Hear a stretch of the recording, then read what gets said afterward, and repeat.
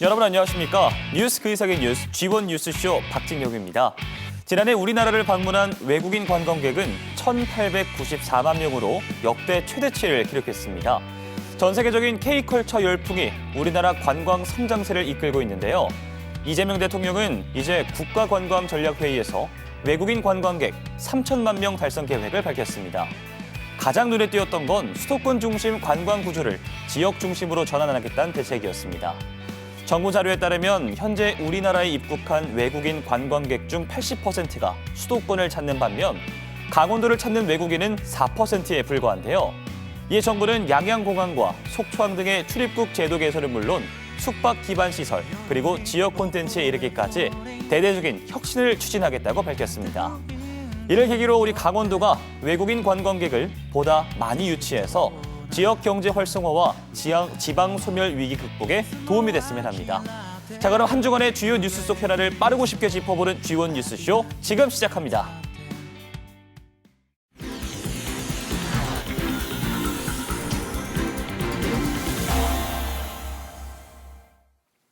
네, G1 뉴스쇼 궁금한 정치권 소식 알아보는 국회 나올 시간입니다. 국회 연결합니다. 김도환 기자. 네, 국회입니다. 네, 국회는 지금 합법적 의사진행 방해, 필리버스터가 계속 진행 중인데요. 입법 전쟁이라는 표현까지 나온다고요? 네, 필리버스터 정국이 오늘로 3일 차입니다. 다수당인 민주당 주도로 법안을 상정하고 국민의힘은 필리버스터로 맞대응하고 그러다 결국 법안이 통과되는 일이 사흘째 반복되고 있습니다. 이번 필리버스터 정국은 임시회가 끝나는 3월 초까지 계속될 것 같습니다. 이번 임시회에는 자사주 소각을 핵심으로 하는 상법, 사법개혁 3법, 또 행정통합법 등 굵직한 쟁점 법안이 상정됐습니다. 앞서 민주당 한병도 원내대표는 입법 전쟁이라고까지 말하면서 국회의 입법 속도를 최고 수준으로 올리겠다고 선포했습니다. 국민의힘은 무제한 토론으로 맞서고 있지만 시간 문제일 뿐 쟁점 법안은 하나하나 통과되고 있습니다. 필리버스터를 하더라도 24시간이 경과하면 강제 종료되기 때문입니다. 자사주 소각을 의무화하는 3차 상법 개정안이 어제 통과됐고 오늘은 이른바 법 왜곡죄가 올라가 조금 전 민주당 주도로 통과됐습니다. 판검사가 법을 왜곡해 사건을 처리하면 처벌할 수 있도록 하는 법입니다. 국민의힘은 헌법 정신에 대한 정면 도전이라며 반발했지만 민주당은 적용 대상을 형사사건에 한정하도록 법안을 수정해 밀어붙였습니다. 이런 식으로 법안 상정, 무제한 토론, 의결을 반복해서 다음 달 3일까지 이번 임시국회가 진행될 것 같습니다. 강원도가 관심을 가지고 지켜보고 있는 이른바 통합특별법도 이번에 처리합니다. 애초에는 대구 경북, 대전 충남, 광주 전남 이렇게 세 지역의 통합법안이 각각 발의됐었는데 소관 상임위원회인 행정안전위원회를 거친 뒤 법사위에서 광주 전남만 통과돼 본회의에 상정됐습니다. 다른 지역은 지방선거를 앞두고 정치적인 셈법이 복잡해서 보류됐다가 TK의 경우 오늘 국민의힘 의원들이 동의하기로 뜻을 모아서 처리 가능성이 열렸습니다. 민주당의 이번 입법 속도전은 지방선거를 앞둔 승부수로 읽히기도 합니다. 이재명 대통령도 최근 국회 입법 속도가 너무 느리다면서 답답함을 표현한 적도 있습니다. 네, 입법이 속도를 내고 있다고는 하는데 우리 입장에선 강원특별자치도법 3차 개정안에 관심이 갈 수밖에 없겠습니다. 그러니까 애초 2월 말이나 3월 초 통과를 예상을 했었는데 이제 물 건너간 게 아닌가 싶거든요. 어떻게 되는 건가요? 네, 곧 논의가 시작될 것 같긴 한데 당장은 아닙니다. 조금 전 말씀드렸다시피 굵직한 쟁점 법안을 놓고 여야가 워낙 팽팽하게 맞서고 있는 데다가 들여다보면 여든 야든 할 것 없이 모두 내부의 골칫거리가 한가득입니다. 강원도 입장에서야 특별법 개정이 중요하다지만 중앙 정치권 입장에서 보면 좀 큰 관심이 없어 보입니다. 지난번 강원도민들이 국회에서 대규모 집회를 열고 김진태 도지사와 김시성 도의장이 삭발까지 했었습니다. 당시 여야 원내대표를 만나서 약속도 받았습니다. 조속히 처리하겠다는 것이었는데요. 구체적으로는 2말 3초를 예상했었습니다. 현재 법안이 소관상임위원회인 행정안전위원회에 계류돼 있으니까 일단 행안위 법안심사 소위의 상정부터 해서 절차를 빠르게 진행한다는 것이었습니다. 그 뒤 행안위 법안심사 소위가 수차례 열리기는 했습니다. 앞서 말씀드렸던 다른 지역 통합특별법을 심사하기 위해서였는데요. 강원특별법은 상정되지 않았습니다. 어제도 민주당 두 강원도 의원, 송기현 의원과 허영 의원이 여야 원내대표를 각각 면담했습니다. 또 조속히 심사에 들어가겠다는 약속을 받았습니다. 강특법 개정안은 여야가 함께 발의했고 내용도 이미 부처 협의가 대부분 끝났기 때문에 심의 절차에 들어가기만 하면 통과까지는 어렵지 않습니다. 여당이든 야당이든 신경을 안 쓰고 있는 겁니다. 강원도는 타 지역 통합특별법은 400여 개 조항을 사흘 만에 심사해서 본회의까지 일사천리로 통과시키면서 우리 3차 개정안은 1년 반째 붙잡고 있는 국회에 대해 불만을 계속 표출하고 있습니다. 김진태 도지사는 통합특별법이 강원도민이 어렵게 만들어낸 법안을 복사해서 붙여넣었다면서 노골적으로 비난했습니다. 그러면서 통합법에 담긴 특례를 특별자치도에도 보장하라고 요구하고 있습니다. 강원특별법 3차 개정안은 시급을 다투는 사안이 아니라고 볼 수도 있습니다만 상대적으로 무시당하는 상황은 맞습니다. 지방선거를 코앞에 두고 있는데 이런 푸대접은 어느 쪽이건 선거 결과에도 영향을 줄 겁니다. 지금까지 국회에서 전해드렸습니다. 네, 강원도민의 소외감이 더 커지기 전에 강원특별법 3차 개정안이 조속히 통과되길 바라겠습니다. 김도환 기자 오늘 말씀 잘 들었습니다.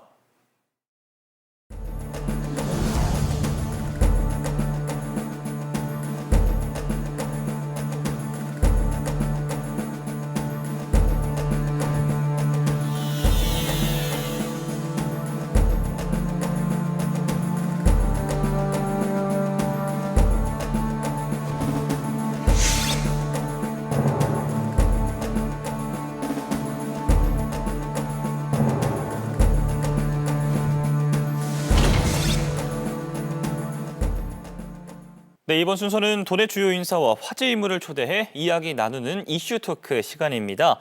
최근 대기가 건조하고 강풍까지 불면서 산불이 전국에서 동시다발적으로 발생을 하고 있습니다.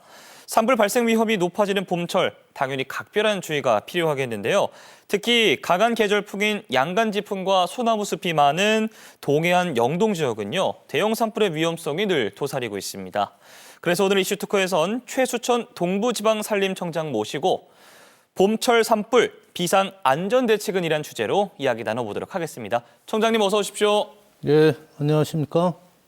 네, 먼저 짧게 자기소개 좀 부탁드리겠습니다. 네, 동부지방산림청장 최수천입니다. 반갑습니다. 네, 청장님 어서 오십시오. 전국적으로 건조한 날씨와 이제 강풍이 계속해서 이어지고 있는데요. 산불이 여기저기 좀 발생을 하고 있는 상황입니다. 22일 고성에서도 산불이 났었는데 다행히 초기 진화에 성공을 했다고요? 네, 그렇습니다. 22일 야간에 진화 헬기가 뜰 수 없는 상황에서 산불이 발생했었습니다. 예. 그래서 신속한 초기 진화가 중요했었고요.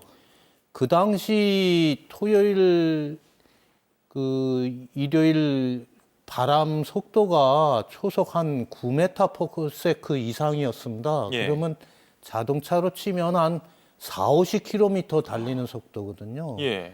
그래서 걱정을 많이 했는데 그 소방 인력하고 지자체 그리고 주민 대피 그리고 저희 쪽에 산림 특수 진화대원의 진화 작업들이 서로 유기적으로 공조가 잘 돼서 초기에 큰 피해 없이 그래도 불을 잡을 수가 있어서 다행이었습니다. 그러게요. 정말 다행입니다. 그런데 역시 최근 기후변화로 인한 피해가 계속해서 끊이지 않고 있거든요. 지난 겨울 눈도 내리지 않고 건조한 날씨가 계속됐었는데 산림청이 지난달 28일 이제 동해안 지역과 정선, 홍천 등에 2004년 산불 재난 국가위기경보 4단계 체계가 도입된 이후 처음으로 1월에 산불 위기 경계 단계를 발령을 했다고요? 예, 그렇습니다. 원래 계절풍 영향을 받아가지고 12월 중에는 눈이 내리거나 강설이 내려서 그 산불 위험이 그렇게 높지는 않습니다. 예. 그런데 전국적인 기후변화 영향도 있고 해가지고 금년 겨울에는 눈이 많이 오질 않았습니다. 네. 특히 경기도, 강원도가 심하고요. 동해안 지역, 그리고 영남 지역 이런데 강설이 충분하지 않아가지고 1월 달 치고는 산불 위험이 대기 중에 습도도 매우 낮고요. 그러다 보니까 발화 가능성이 높고 또 발화가 된 후에 급속도로 번지기 쉬운 그런 기후 조건이었기 때문에 산불 조심 기간을 부득이하게 당길 수밖에 없었던 것이었습니다. 그러게요. 정말 기후변화로 인해서 이젠 계절과 상관없이 산불이 참 많이 발생을 하고 있는데 특히 봄철에 산불 발생 위험이 더 높아지지 않았습니까? 이에 산림청이 올해 봄철 산불 조심 기간을요, 당초 2월 1일에서 1월 20일로 이제 앞당겨서 진행을 하고 있는데 산불 방지 대책을 발표했습니다. 어떤 내용을 좀 담고 있나요? 예, 산불 방지 대책에는 일단 첫 번째 산불 진화 인력 및 장비 확충이 처음 들어가 있습니다. 그래서 진화대를 12명 증원하고 다목적 차량, 담수량이 큰 다목적 차량을 12대 추가로 도입했습니다. 그리고 산불은 공중 진화가 이제 중요한데요. 아무래도 접근성이 요새는 산에 길이 많이 나지 않고 그래서 지상 인력으로 초기에 진화하는데 어려움이 있기 때문에 헬기를 초기에 투입하는 것이 핵심입니다. 그래서 강원도권의 범부처 헬기가 총 28대 이렇게 돼 있고요. 이 28대가 산불이 난 인근에서 빠르게 현장으로 도착할 수 있는 골든타임제를 시행해서 30분 이내에 엔진의 시동을 걸어서 예. 이륙을 해서 현장으로 이동할 수 있도록 이렇게 했고요. 산불 실화가 많이 생기고 있습니다. 그래서 실화제에 대한 엄정한 법 집행을 위해서 벌금형이라든지 과태료 처분 이런 것도 상향 조정했습니다. 네. 또 여쭤보고 싶은 게 이제 특히 여러 차례 대형 산불을 겪은 강원 동해안 영동 지역이 이제 양간 지풍에 소나무 숲이 많아서 이제 산불 예방을 위한 특별한 관리가 좀 필요할 것으로 보이거든요. 어떤 대응책이 좀 마련되고 있나요? 일단 지적해 주신 대로 양간 지풍 지역이고 소나무 숲이 많기 때문에 또 입산자 실화가 좀 있을 수 있고요. 예. 아직은 이제 봄철이 안 돼서 그런데 봄철이 되면 산나무를 뜯으러 많이 들어가시고 또 등산을 가시고 그러거든요. 그래서 화기를 소지하고 가시지 않도록 이렇게 해야 될 것 같고요. 영농 부산물 파쇄는 이제 겨울철에 영농 부산물들이 나온 것을 수거가 안 되니까 태우고 계십니다. 그래서 그걸 태우지 말고 저희가 수집해서 파쇄할 수 있도록 전화를 주시면 가가지고 수집해서 파쇄할 수 있도록 이렇게 해주고 있습니다. 그러게요. 말씀만 들어도 정말 산림당국에서 많은 노력을 기울이고 계시는 게 느껴지는데 사실 산림당국만의 노력만으로는 이 산불 재난을 막는 데 한계가 있지 않습니까? 아무리 첨단 장비와 긴밀한 재난 대응 체계가 가동이 된다고 해도 부주의로 인한 이 실화를 줄이지 못하면 대책이 허사가 될 수도 있겠는데요. 봄철을 맞아서 도민 여러분에게 드리고 싶은 당부의 말씀이 있다면 어떤 것이 있을까요? 산불은 피할 수 있는 재난입니다. 일단 발생이 되게 되면 주민들께서는 본인의 생명을 먼저 지키시는데 중점을 둬야 될 것 같고요. 대피 안내 문자 이런 것들을 사전에 잘 숙지하시고 어르신들은 또 연세가 많으신 분들은 잘 안 뵐 수도 있어요. 그래서 마을 방송도 하라고 저희가 하고 있거든요. 그걸 해서 반드시 계신 처소에 있을 게 아니라 반드시 대피하셔야 됩니다. 목숨이 위태롭기 때문에. 그래서 그 점을 좀 해주셨으면 당부드립니다. 네, 고맙습니다. 말씀 잘 들어봤고요. 이제 또 끝으로 이슈 토크에서는 초대 손님이 선곡한 음악 들으면서 마무리하는 시간을 갖고 있는데요. 오늘의 주제가 봄철 산불 비상 안전 대책은이라는 주제로 이야기를 한번 나눠봤는데 이슈 토크 히트송 무엇으로 정하셨습니까? 우리나라에서 제작한 노래를 할 수도 있는데요. 예. 제가 생각한 건 라이언 킹 OST로 알려진 Circle of Life로 정하고 싶습니다. 이유가 무엇일까요? 라이언은 밀림의 왕자라고도 하고 예. 밀림을 지키는 그런 수호자 격이 됩니다. 라이언 킹 주인공인 심바가 밀림에 산불이 났을 때 가족과 친구들을 산불로부터 구해내고 그 밀림을 안전하게 유지해서 했다는 장면이 나옵니다. 그래서 라이언 킹처럼 동부지방산림청도 강원도의 도민의 안전과 재산을 지키는 파수꾼이 되겠다는 말씀을 드리면서 이 노래를 선곡했습니다. 제가 가장 들었던 이 노래 주제를 정하신 그 이유 중에 가장 적합하고 가장 멋있는 답변이 아니었나라는 생각이 듭니다. 산불은 예방이 최선의 해결책이 되겠습니다. 한순간의 부주의가 막대한 피해로 이어지는 만큼 우리 모두 산불 예방에 최선을 다해 주시길 바라겠습니다. 오늘 이슈 토크 최수천 동부지방산림청장과 함께 이야기 나눠봤습니다. 오늘 말씀 고맙습니다. 네, 감사합니다. There's far too much to take in here. 지방선거는 우리의 삶에 가장 밀접한 선거로 도지사와 시장, 군수, 교육감 등 지역을 이끌 주역을 뽑습니다. 그러나 광역의원과 기초의원은 정당을 보고 뽑게 되고 누가 당선되었는지 비교적 잘 알지 못해 깜깜이 선거가 되기 쉬운데요. 뉴스플러스에서는 6.3 지방선거를 앞두고 광역의원과 기초의원이 실제 우리의 일상과 얼마나 맞닿아 있는지 알아보도록 하겠습니다. 먼저 광역의원, 즉 강원도 의원은 주로 도민을 대표하고 강원도의 자치 입법과 행정 감시를 맡고 있는데요. 그들의 역할은 이렇습니다. 첫째, 조례 제정 및 개정. 법령의 범위 안에서 지방자치 사무에 관한 조례를 제정하고 제정된 조례에 대하여 개정 또는 폐지 등을 심의합니다. 둘째, 예산안 심의 의결. 도지사와 교육감이 제출한 예산안, 즉 살림살이 예정표를 의회에서 세밀하게 심사하고 결정합니다. 셋째, 결산 승인. 강원도 의회에서 심사하여 의결해준 예산이 도민들을 위해 잘 쓰여졌는지 검사합니다. 강원도 의회의 가장 중요한 역할은 도민의 생활 환경을 개선하고 복지를 증진하기 위해 도민의 법, 조례를 만드는 건데요. 조례가 만들어지는 절차로는 먼저 찬성 의원 5명 이상의 연서 제출 또는 도지사 및 교육감이 발의합니다. 그런 다음 제적의원 과반수 출석과 출석의원의 과반수 찬성으로 의결, 즉 최종 결정이 됩니다. 의결된 날로부터 5일 이내 도지사 교육감에게 안건이 전달되고 20일 이내 도지사가 공포함으로 조례가 생겨나는데요. 이때 공포한 20일 이후부터 효력이 생깁니다. 예를 들어 최근 강원 지역 청소년 사이에서 브레이크를 제거한 픽시 자전거 유행이 확산하며 사고 위험이 커지자 도의원이 픽시 자전거 안전 이용에 관한 조례안을 발의했고 강원도 의회 본회의 심사를 통과해 가결됐는데요. 이때 도지사가 공포하게 되면 공포한 날 20일 이후부터 바로 적용됩니다. 이로써 조례안 제정을 통해 교통사고를 예방하고 도민의 안전과 생명에 직결된 문제를 해결하는데요. 그렇다면 기초의원은 어떤 일을 하는 걸까요? 기초의원, 즉 시군의원은 지역 주민을 대표하여 의견을 수렴해 반영하고 지역 정책을 만들며 집행부를 감시하고 견제하는 지방의회의 핵심 역할을 맡고 있는데요. 첫째, 시군의원은 우리 동네 실정에 맞는 조례를 만들고 주민 생활에 불편을 주는 제도는 개정합니다.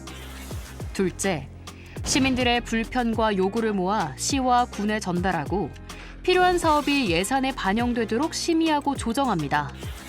셋째, 시와 군이 예산을 제대로 쓰고 있는지, 시민을 위한 행정을 하고 있는지 점검합니다. 그렇다면 예산이 실제 주민의 삶에 반영되기까지 어떤 과정을 거칠까요? 시장 혹은 군수가 제출한 예산안을 상임위원회의 예비심사 후 예산결산특별위원회 종합심사를 거쳐 본회의에서 최종 의결하는 절차를 거칩니다. 예를 들어 도내 한 지역에 고속도로 진출입 차량과 생활 차량이 한꺼번에 몰리며 정체, 안전 문제 등 주민 불편이 이어졌습니다. 이에 시의원은 현장을 확인한 뒤 집행부가 편성한 예산안에 대해 상임위원회에서 도로 사업의 필요성을 검토하는데요. 이후 예산심의 과정에서 예산 반영을 하고 끝으로 예산결산특별위원회와 본회의 의결을 거쳐 최종 확정됩니다. 이 예산을 바탕으로 도로 사업을 추진해 교통 흐름을 개선하는 건데요. 이렇게 시군의원은 주민들의 생활 속 불편을 행정과 예산으로 연결하는 역할을 맡고 있습니다. 언뜻 보면 도의원과 시군의원, 이름이 유사하지만 각각 도의회, 시군의회에서 활동하며 역할과 책임은 분명히 다른데요. 도의원은 여러 시군이 얽힌 광역단위의 현안 등 도 전체의 발전 방향을 결정합니다. 반면 시군의원은 쓰레기 처리나 지역 도로 정비, 동네 복지 등 주민 생활과 밀접한 예산과 행정을 다루는데요. 관할 범위도 다른 만큼 다루는 예산 규모도 달라집니다. 주민의 삶에 맞는 정책이 실현되기 위해선 의원들의 책임 있는 역할과 함께 도민들의 관심과 신중한 선택도 중요해 보입니다. 여러분의 생각은 어떠십니까?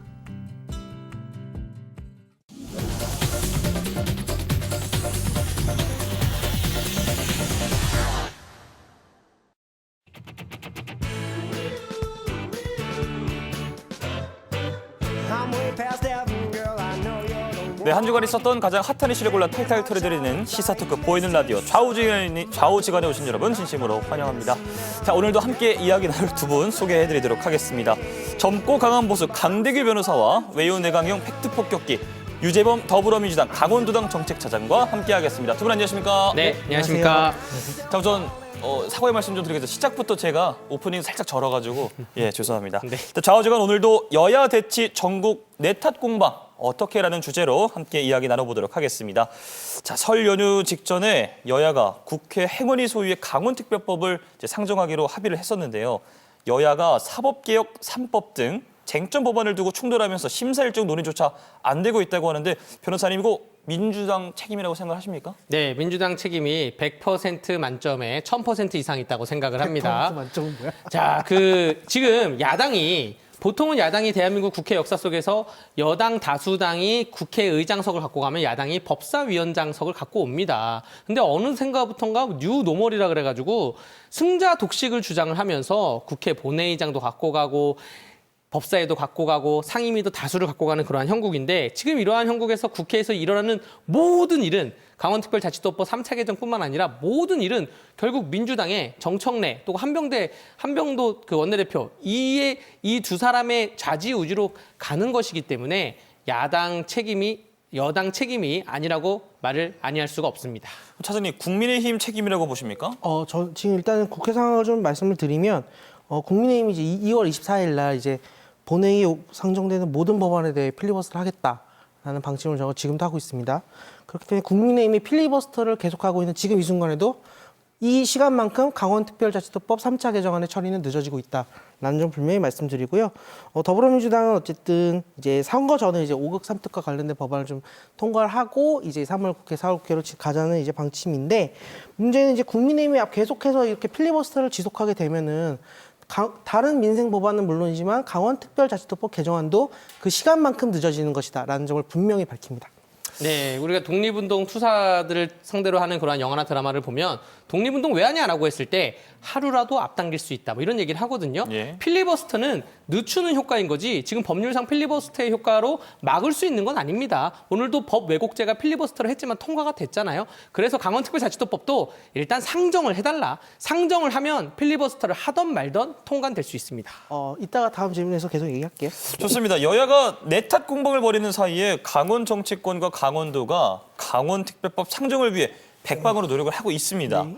이달 중 상정이 될 수 있을까요? 어떻게 보십니까, 차장님? 네, 일단 2월 25일 날 이제 더불어민주당 송기현 허영 국회의원은 한병도 더불어민주당 원내대표와 송원석 국민의힘 원내대표를 만나서 강원특별자치도법 3차 개정안에 조속한 상정과 심사를 요청했고 한병도 더불어민주당 원내대표는 행안위에 다시 강력히 요청하겠다. 송원석 국민의힘 원내대표는 조속히 논의될 수 있도록 노력하겠다라고 했는데 그 앵커께서 말씀하신 건 이달 안에 가능하겠느냐. 국민의힘이 3월 3일까지 필리버스터를 예고하기 때문에 2월 국회에서의 특별자치도법 처리는 물 건너갔다. 왜냐하면은 필리버스터가 끝나야지 뭐 그 다음 단계 넘어갈 수 있는데 필리버스터 하는 이상은 뭐 더 이상의 처리는 어렵다라는 것이고요. 더불어민주당 한병도 원내대표가 2월 9일 날 그때 우상호, 송기현, 허영 면담에서 3월 처리를 약속했지만 예. 국민의힘이 3월달, 4월달 계속 이렇게 필리버스터 한다면 그만큼 늦춰질 수 있을 것이다. 자, 우리 예. 앵커님의 질문을 정확히 들으셔야죠. 이달 중에 처리가 가능하냐 묻지 않았고 국민의힘이 필리버스터를 하는 한 불가능하다. 들어보세요. 이달 중에 상정이 가능할까요?라고 여쭤봤습니다. 아니, 그러니까 앞에 있는 법안들이 자, 처리가 돼야 상정이 되는 건데 아닙니다. 앞에 있는 법안들이 필리버스터를 해가지고 점점 늦춰지면 상정할 수 있는 시간 동안에 3월달에 지나가 버리죠. 자, 상정이라는 거는 이제 상임위에서 이뤄서 상정을 하는 건데 어제 법사위 풍경을 보면 대구 경북의 그 통합법이 왜 부산이 됐냐? 갑자기 장경태 의원 요즘 성추행 논란 때문에 법사위에서 말도 잘 안 하는데 갑자기 할 말 있습니다라고 하더니 아니 대구 경북 통합은 대구 경북 주민들이 원치 않는 거 아니에요? 라고 한마디를 하더니 갑자기 추미애 법사위원장이 아 그렇습니까? 그럼 이건 논외. 라고 하면서 광주 전남만 통과를 시킨 거예요. 그렇지 않고요. 이거는 네. 영상에도 남아 있고요. 네. 회의록에도 남아 있습니다. 저는 그 영상을 실시간으로 봤고요. 이러한 것을 봤을 때 결국에는 강원특별자치도법 상정을 하던 처리를 하던 장경태 어떤 사람입니까? 서울시당 위원장으로서 정청래 대표의 신복이죠. 결국 정청래 라인에서 이걸 쥐고 있다. 풀어달라라는 말씀을 드리는 겁니다. 네, 대구경북통합법 그리고 충남대전통합법이 무산된 거는 그 지역에 있는 국민의힘 소속 정치인들이 반대했기 때문입니다. 어제 그 김민재 행정안전부 차관이 그 장경태 회의가 끝나고 장경태 의원의 그 질문에 대해서 뭐라고 했냐면 이철우 지사님이나 대구시장 권한대행 저와 통화도 하고 만나서 이것 즉 행정통합을 적극 추진해 달라고 그랬었습니다 했는데 국민의힘 지도부가 반대를 했다. 그렇기 때문에 뭐 통과가 무산된 것이었고요. 그리고 이재명 대통령도 지역 정치권에서 반대면 할 수 없다 이렇게 밝혔기 이게 때문에 이제 이관계라는 거 하는 거죠. 아니죠. 국민의힘 지도부가 반대했다고 하는 게 장경태라는 사람이 말을 한 건데. 그러면 주호영 의원과 송원석 원내대표 이관계에 놀아난 겁니까? 그럼요.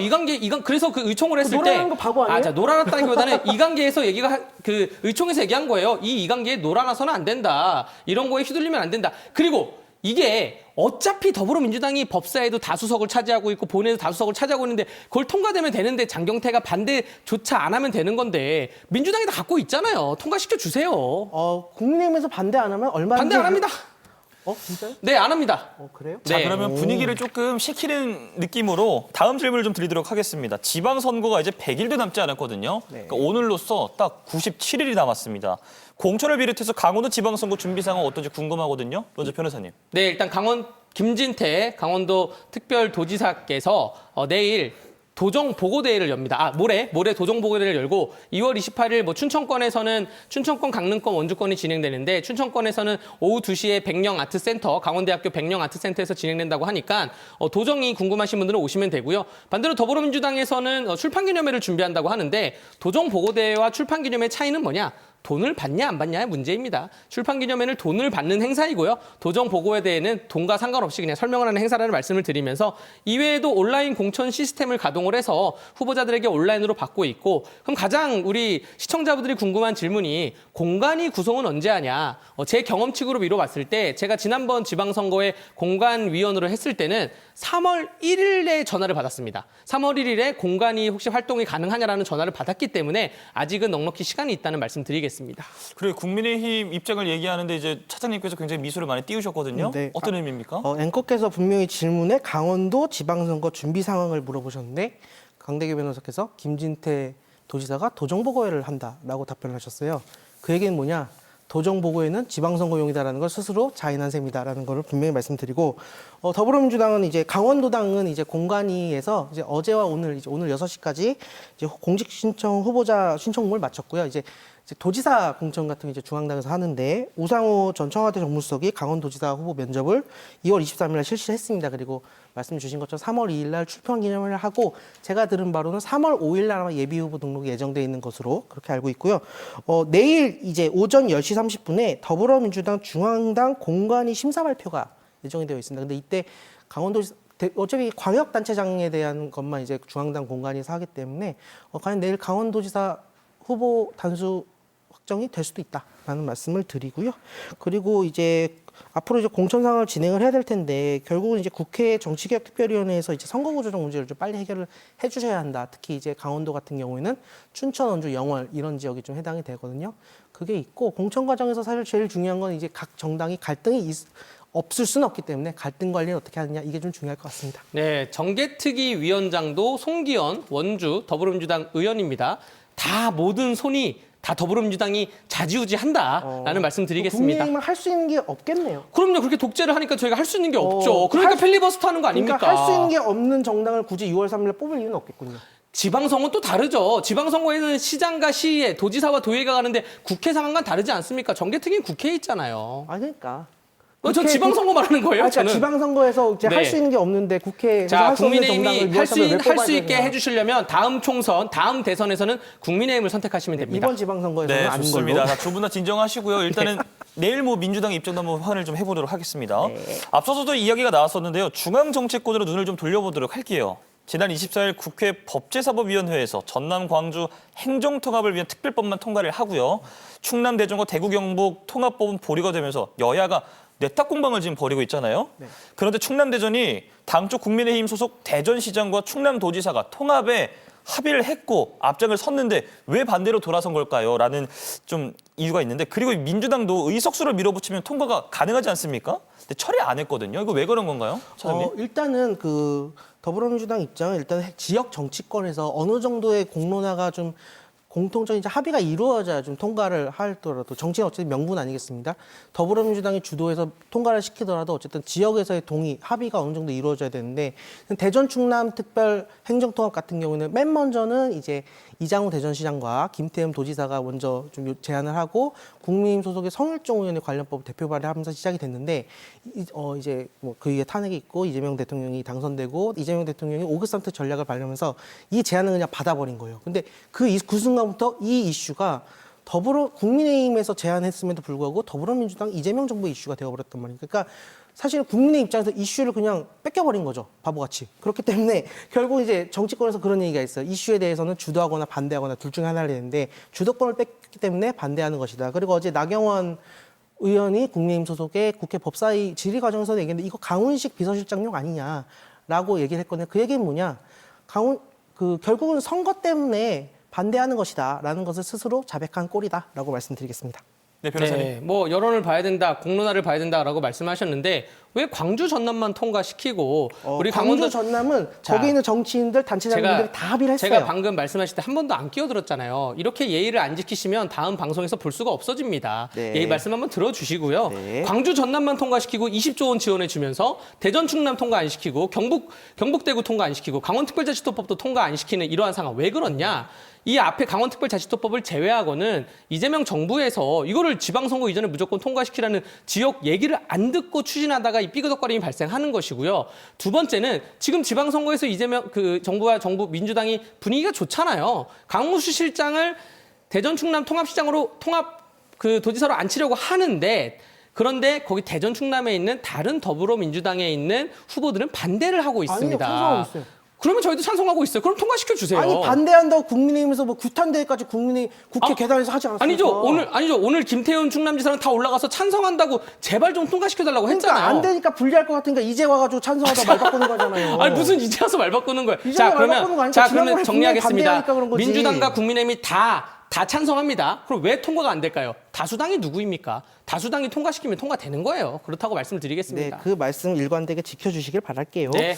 자, 알겠습니다. 또 민주당이 취재하는 사법개혁 3법, 이제 법 왜곡죄, 재판 소원, 대법관 증언에 관해서도 좀 논란이 있는데요. 삼권분립 독립성 등을 이유로 조희대 대법원장이 반대 의견을 낸 데 이어서 전국 법원장들에 모여서 대응 방안을 논의했거든요. 네. 그러니까 사법개혁을 둘러싼 논란 어떻게 보시는지도 좀 궁금해요, 변호사님. 네, 삼권 분립이 사법, 입법, 행정이잖아요. 왜 사법부만 법 왜곡죄를 만듭니까? 행정부에도 행정 왜곡죄를 만들고 입법부도 입법 왜곡죄를 만들어야죠. 행정부에 행정 왜곡죄를 만들면 지난 10월 15일 부동산 대책 실패한 거, 또 혹은 문재인 정부에서 28번의 부동산 대책 실패한 거, 관세 협상 지금 실패하고 있는 거, 이런 것들을 다 행정 왜곡죄로 처벌을 해야 되지 않나 생각이 들면서 그럼에도 불구하고 오늘 법 왜곡죄가 통과가 되었는데 자, 여러분들 지금 사법 절차에 대해서 정부 여당이 더불어민주당이 아주 난도질을 하고 있는데 검수완박대 때문에 검찰, 경찰 단계가 2단계에서 지금 7단계로 늘었습니다. 그래서 우리 국민들이 시간만 할애되고 비용만 할애되고 있는데 여기에 재판소원죄 더해졌죠. 법 왜곡죄 더해졌죠. 그리고 형법에서 무슨 배임죄로 뺀다고 합니다. 또 공직선거법에서 경력을 뺀다고 해요. 그러면서 공소취소 모임이라는 또 이상한 공소취소도 추진한다고 해요. 이거 다 이재명 살리기 아닙니까? 여러분들 영화 라이언 일병 구하기 보면 라이언 일병은 구하는데 같이 간 사람은 다 죽어요.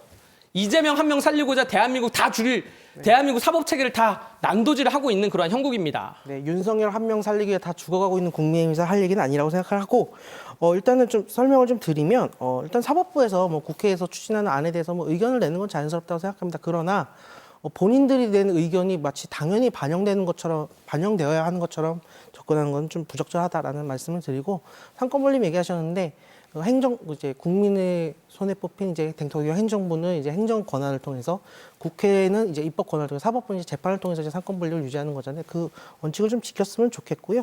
그리고 좀 사법부에게도 한 말씀 드리고 싶은 게 좀 국민의 눈높이에 좀 맞는 좀 운영이나 이런 메시지를 내주셨으면 좋겠다. 아니, 그 사법부 얘기는 당연히 사법 정책은 사법부 얘기를 들어야죠.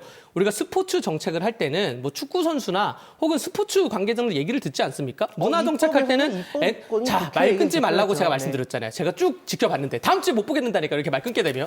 자, 우리가 스포츠 정책할 때는 스포츠 얘기를 들어야 되고 엔터테인먼트 정책할 때는 엔터테인먼트의 얘기를 들어야 돼요. 사법 정책이니까 사법부 얘기를 듣고 있는데 지금 정부 여당은 사법부의 제안을 단 한 개도 안 듣고 있는 것이고요. 법 왜곡죄가 그럼 지금 필요하냐?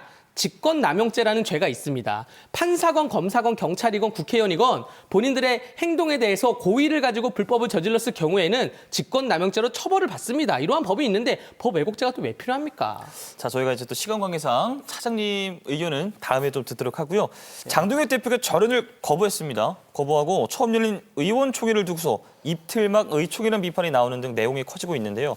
그간 침묵을 지켰던 이제 중진들이 면담을 요청했다고요, 차장님? 네, 지난 2월 20일 날 이제 오전에 이제 장동혁 대표가 이제 소위 말하는 전륜을 거부하는 기자회견을 하고 그날 같은 날 오후에 이정현 국민의힘 공관위원장 1차 공관위 회의를 열었는데 사실은 내용보다도 그 옷 때문에 그 군복을 연상시키는 옷 때문에 제가 이 자리에서 지난주에 이정현 공관위원장은 호남 출신 친박 윤어게인이다 이렇게 얘기했는데 저는 그 장면을 보면서 이 사람은 그냥 전두환이 되고 싶구나.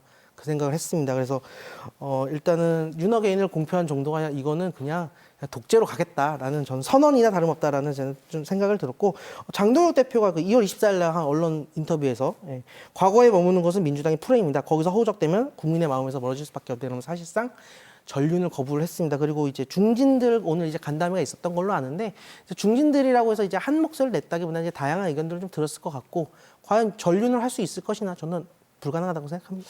자, 전 전륜을 거부했다는 자체에 동의하지 않고요. 왜냐하면 언어의 분절성과 방법론에 대해서 말씀을 드리겠습니다.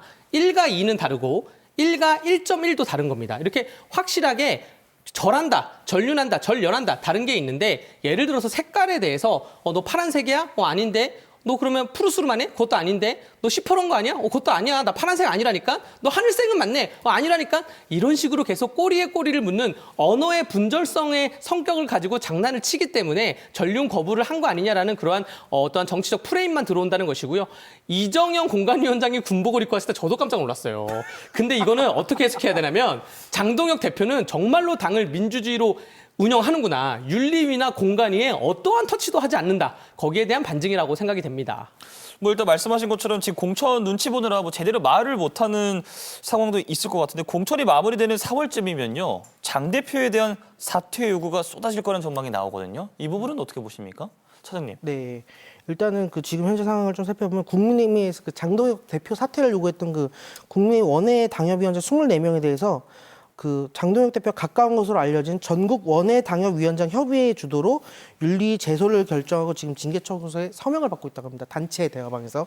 그렇기 때문에 이런 추세가 계속되면 4월 달쯤 사퇴 요구가 쏟아지지 못하죠. 왜냐하면 다 날아갈 거니까. 그렇기 때문에 일단 말씀드리고 저는 일단 지금 사퇴 요구가 먹히지 않는다면 지방선거가 끝나기 전까지는 먹히지 않는다라고 생각을 하고 결국은 지방선거 장동혁 체제로 갈 수밖에 없다. 근데 지금 장동혁 대표의 모습은 과연 이게 지방선거에 승리하기 위한 행보냐 아니면 지방선거 패배를 기정사실하고 그 이외에도 자신의 당권 그리고 혹시 유력 정치인으로서의 영향력을 유지하기 위한 행보냐라고 하는 물음들이 좀 있는 것 같아요. 그래서 저는 장동혁 대표가 지방선거에서 참패하더라도 대표 사퇴를 안 하고 버틸 수도 있다라고 생각합니다. 네, 어느 당이든 공천이 마무리되면 공천에서 탈락하는 분들이 뭐 당을 상대로 소송도 걸고 당사 앞에 가서 뭐 깽가리도 치고 합니다. 근데 장동혁 사퇴를 요구할 거라는 그러한 관측은 전혀 말도 안 되는 얘기고요. 지금 당내에서 장동혁 대표에 대한 인기가 하늘을 치솟고 있기 때문에 말씀을 드리고 필리버스터 혼자서 24시간 했죠. 단식을 했죠. 또 사퇴 요구를 하는 일부 의원들에 대해서 나는 국회의원직을 걸 테니 너도 국회의원직을 걸어라 라고 강력하게 얘기를 했죠. 이러한 모습이 굉장히 뜨겁기 때문에 아마 4월쯤 되면 또 다른 이벤트성 행보로 장동혁 대표가 당을 이끌어가지 않을까 생각이 되고요. 네. 지방선거 2달 전에 어느 당이든 당대표를 사퇴하는 거는 말도 안 되는 얘기입니다. 네, 이러한 행보에도 불구하고 국민의힘의 정당 지지율은 지금 나락을 향해 가고 있는 상황이다. 우리가 정당 지지율에 대해서 논의를 하려면 여러 가지 포메이션 다 얘기해야 되잖아요. 그래서 저도 말을 아끼고 있거든요. 네. 지지율이 높게 나온 것도 있어요. 네, 나락으로 잘 가세요. 자, 이제 그렇게 되면 또 이야기가 길어질 수 있으니까요. 다음 질문으로 네. 변호사님 많이 참으시는 것 같은데 일단 다음 질문으로 가도록 하겠습니다. 자, 국민의힘에서 제명당한 한동훈 전 대표가 어제 전국 순회 첫 일정으로 보수의 이제 심장이라고 불리는 대구를 찾았습니다. 선거 출마 여부에 대해서는 이제 출마지를 미리 말하지 않겠다. 다들 덤벼들 것이라고 했는데 어떻게 보시는지 궁금하거든요, 변호사님. 네, 제가 만약에 한동훈 대표의 최측근이었다면 일정 이렇게 안 짭니다.